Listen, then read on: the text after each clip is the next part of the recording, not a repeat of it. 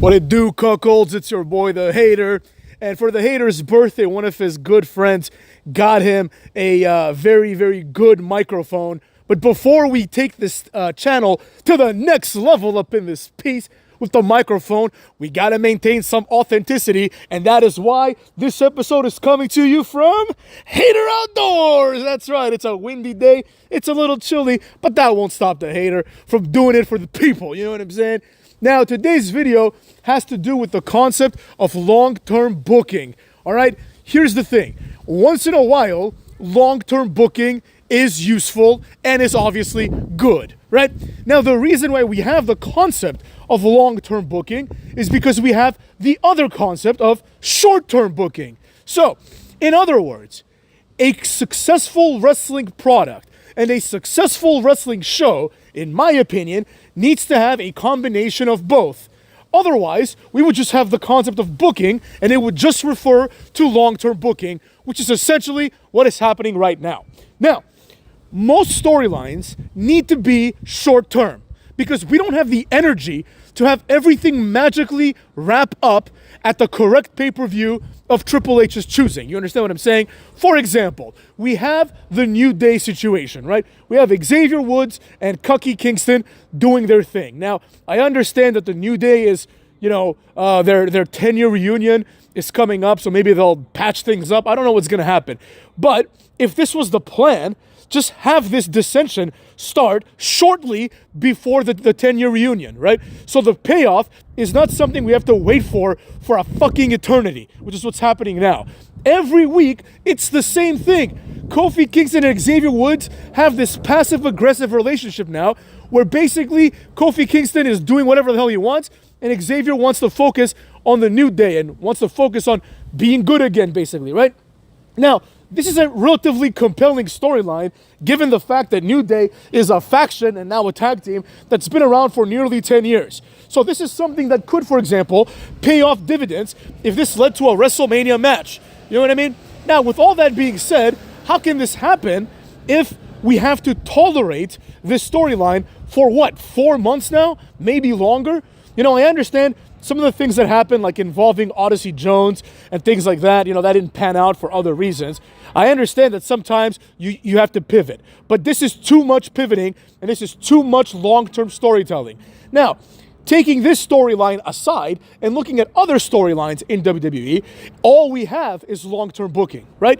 Let's look at, for example, the Wyatt Six. The Wyatt Six, you could argue, have no booking because they're basically a jobber faction, and I'm pretty sure the plug has already been pulled from them. Let's be honest, you know what I mean? People thought that this was going to be like an opportunity for Bo Dallas to be a main eventer, and clearly the Hater was right. This is an undercard gimmick, right? This is obvious from the infrequent appearances and also from the same infrequent appearances, the way that everyone looks. Everyone just looks like a jobber. You have Joe Gacy, he looks like a jobber. You have Bo Dallas, he looks like an idiot with his mask. Right? You have Eric Rowan looking like Eric Rowan. Then you have Dexter Lumis with his new haircut and Nikki Cross, who I'm just shocked that Nikki Cross hasn't made her way to AEW yet. I don't understand how this broad even signed a new contract. But anyways, that's neither here nor there.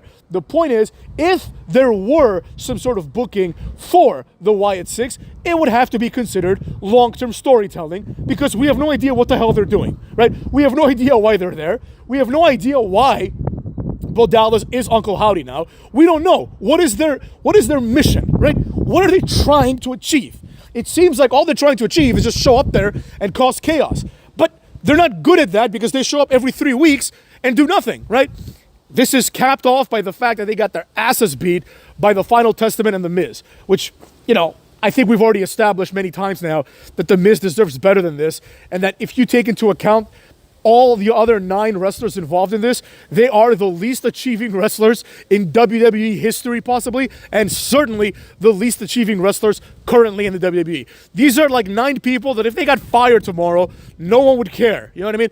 People would pretend they'd care. The Hater would make a video about it, calling them all jobbers, but nobody would actually care, right? Now, this is fine. Once in a while, I've established already in the beginning of this video, it's okay to have long-term storytelling. Not only is it okay, it's desirable. Some stories need longer periods of time to be told. But you can't start every story at the same time and then end every story at the same time. That doesn't make any sense. It makes much more sense to have some stories start, let's say, on day 1 and end on day 7, and some stories start on day 1 and end on day 100, right? So, for example, the Roman Reigns situation, I understand. This is not going to be a story that is going to be 2 weeks, right? It should have been a couple of months, but it's turned into 5 years, right? It's too long of a story to tell. The people that started watching no longer care, right? Roman Reigns has been diluted as a character, and largely this has been diluted by the fact that the long-term booking is taking over the situation. For example, if Roman Reigns returned, at SummerSlam, which at this point was like 3 months ago, and instead of wrestling like 1 time since then or 2 times since then, if he wrestled 8 times since then, we would be at the end of the story, and here's the kicker. We can now move on to a new story, right? Here's the thing. If you have like one story to tell, like let's say you have Game of Thrones or Sons of Anarchy, or pick a show that you like, right? And you have a story that you're going to tell with a certain amount of characters. The story has a beginning, a middle, and an end. Then, if the fans really like it, you might want to extend the end so that you can milk it for all it's worth, right? Like the Avengers films, like the Harry Potter films, and like many other films in the future, I'm sure. However, wrestling doesn't operate on that level because wrestling never ends.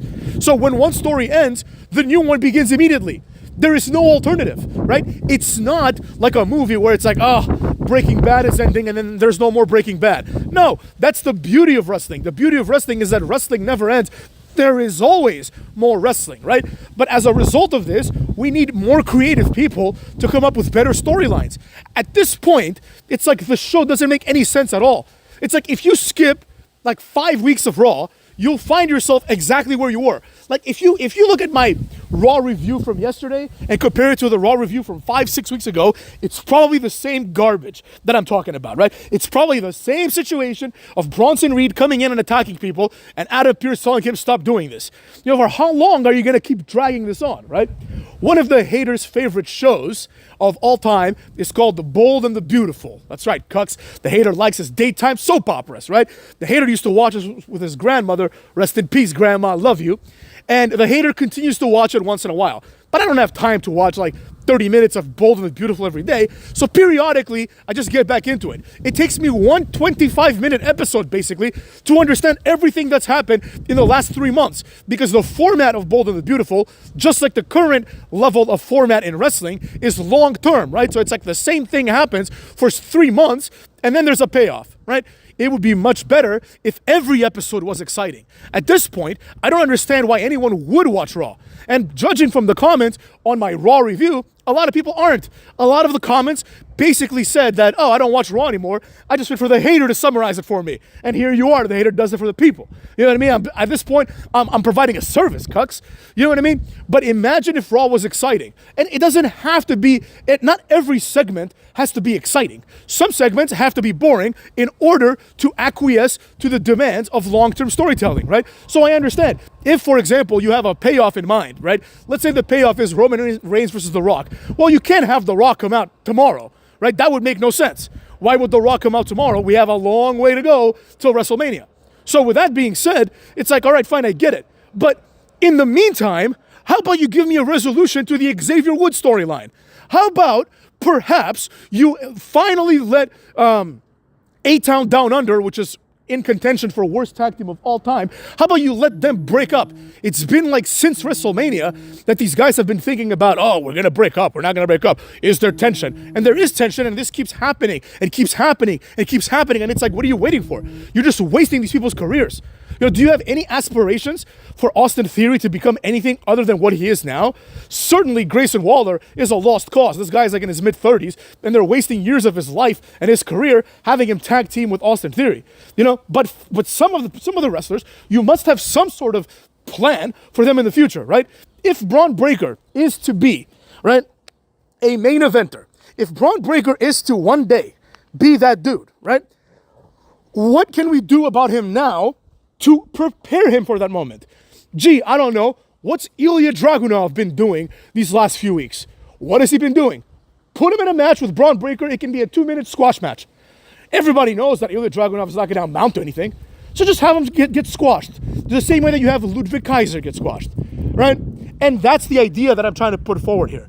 The fact of the matter is that we need to have all of these things that matter to us resolved in a quick fashion, right? And if you have a series of short-term bookings surrounding a long-term booking, you can pivot the long-term booking accordingly, and perhaps you can accentuate the importance of the long-term booking. Imagine this. If we have several storylines, let's say the Wyatt 6, Kofi Kingston, and Xavier Woods, and, A-Town Down Under. These are the ones that I mentioned in this video, right? If these things get resolved next week, this makes the Bloodline storyline seem much, much better. You see what I'm saying?